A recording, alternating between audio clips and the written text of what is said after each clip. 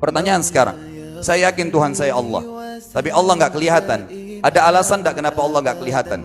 Ada alasannya. Anda tanamkan baik-baik, ini masalah akidah yang paling penting. Kata Nabi, atau disebutkan dalam banyak riwayat, bahwasanya nabi-nabi pun belum pernah ada nabi yang lihat Allah, termasuk Nabi Muhammad SAW. Kita ambil dalilnya dalam hadis Bukhari. Waktu Nabi SAW pulang dari Isra Mi'raj, jemaah sekalian, Aisyah bertanya radhiyallahu anha, berkata, istri beliau, ya Rasulullah, hal tara rabbak? Apakah anda waktu Mi'raj ke langit, terima perintah salat, sempat lihat Tuhan anda enggak? Lihat enggak Allah itu bagaimana? Apa jawaban Nabi SAW? Nurun ala nur anna arah.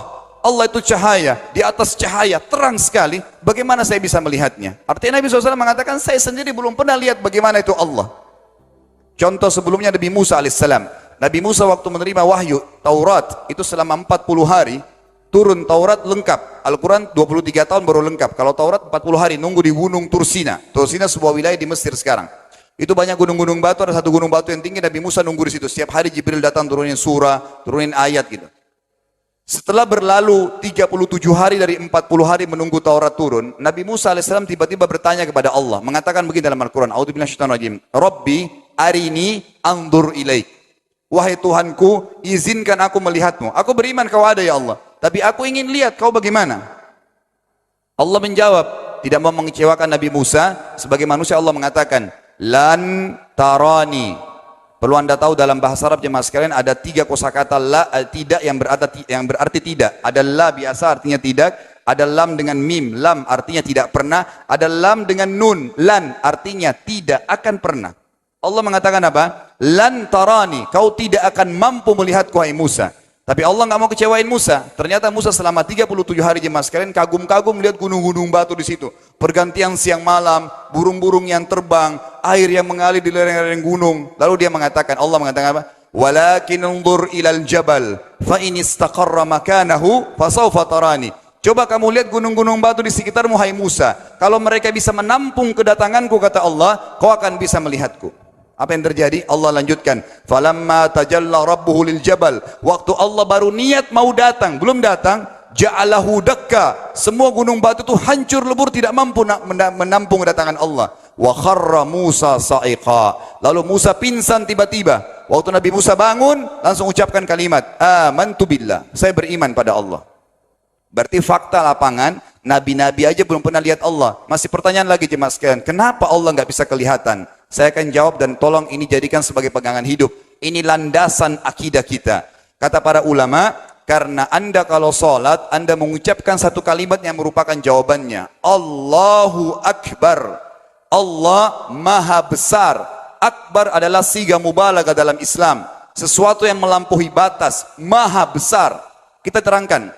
Kata Nabi SAW, perumpamaan bumi yang kalian tinggali ini dibanding dengan langit pertama di atas kepala kalian, ada 7 lapis langit. Allah mengatakan, sab'an shidada, 7 lapis langit yang kokoh. Alladzi khalaqa sab'a samawatin tibaqa, yang menciptakan langit tibaqa bersusun, 1, 2, 3, 4, 5, 6, 7. Allah di atas langit ke-7. Kata Nabi SAW, perumpamaan bumi yang kalian tinggalin dibanding dengan langit pertama di atas kepala kalian, ibaratnya seperti cincin yang dibuang di padang pasir.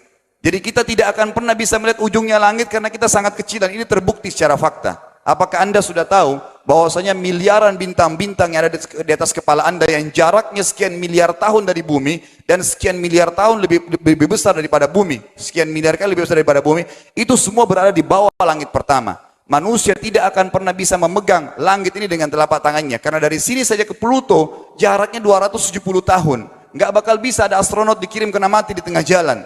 Jaraknya jauh sekali bintang-bintang dan semua berada di bawah langit pertama. Kata Nabi SAW, di atasnya ada langit kedua besarnya, digabung antara bumi sama langit pertama seperti cincin dibuang di padang pasir. Langit ketiga, 2, 1 dan bumi digabung tiga-tiganya, dibagi langit ketiga seperti cincin dibuang di padang pasir sampai langit ketujuh. 5, 6, 4, 3, 2, 1 dan bumi, 7 digabung, dibanding langit ketujuh seperti cincin dibuang di padang pasir. Dan langit yang luas ini jemaah sekalian dipenuhi dengan makhluk Allah yang lain namanya malaikat. Dalam hadis Bukhari kata Nabi SAW, waktu saya sedang dimi'rajkan ke langit, tidak ada 4 jari pun ukuran di langit yang luas itu, kecuali saya temukan malaikat yang sedang ruku atau sujud, penuh dengan jumlah mereka.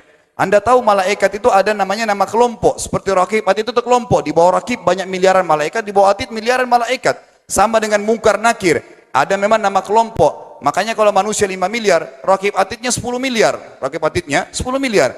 Lalu kata Nabi SAW, di atas langit ketujuh ada Sidratil Muntaha. Besarnya digabung antara 7 lapis langit dan bumi. 8 hanya seperti cincin di bawah di padang pasir. Di atas Sidratil Muntaha ada sebuah lautan yang Allah ciptakan. Lautan itu besarnya digabung antara Sidratil Muntaha, 7 lapis langit dan bumi. 8, 9-9-nya seperti cincin dibuang di padang pasir. Makanya kalau anda baca Quran, anda baca ayat wa kana arsyu alal ma, singgasana Allah di atas air. Ini maknanya. Air adalah ada lautan. Lalu kata Nabi SAW, arsy-nya Allah di atas lautan itu singgasananya Allah. Besarnya digabung antara lautan, Sidratul Muntaha, 7 lapis langit dan bumi. 10-10-nya hanya seperti cincin dibuang di padang pasir. Anda sudah hafal ayat kursi? Apa artinya? Ayat tanda-tanda kebesaran Allah. Kursi itu artinya bukan tempat duduk, tapi tempat pijakan kaki raja di singgasana. Kalau raja ingin naik singgasananya dipijakan kaki, itu namanya kursi. Kita baca apa? Wasi'a kursiyuhu as-samawati wal ard. Pijakan kakinya Allah saja sudah menutupi seluruh langit dan bumi ini. Jadi kita mustahil bisa melihat Allah karena besarnya Allah Azza wa Jal. Tinggal kita tutup jemaah sekalian. Kira-kira, lalu bagaimana saya berhubungan dengan Allah? Jawabannya sederhana. Anda lingkari namanya Allah, ini Tuhan kita. Yang menyembah selain Allah kafir, yang mempartisipasikan Allah dengan makhluknya, masih sembah berhala, kuburan, jimat, namanya syirik. Dua-dua nggak boleh. Untuk berhubungan dengan Allah yang tidak kelihatan dengan mata kita ini, tapi kita bisa rasakan keberadaannya, cuman satu cara. Di bawahnya lingkarin ibadah. Salat, puasa, zakat, haji, takziah, ziarah kubur, semua ini adalah rangkaian ibadah untuk berhubungan dengan Allah. Semua ibadah ini jemaah sekalian harus seperti yang Allah mau, bukan yang Anda mau. Ini penting. Karena kalau tidak seperti yang Allah mau, Allah tidak terima. Bagaimana caranya supaya bisa seperti yang Allah mau? Ikuti buku pedomannya. Ada Al-Quran, ada Sunnah. Yang beribadah keluar dari dua pedoman wahyu ini tidak akan diterima oleh Allah.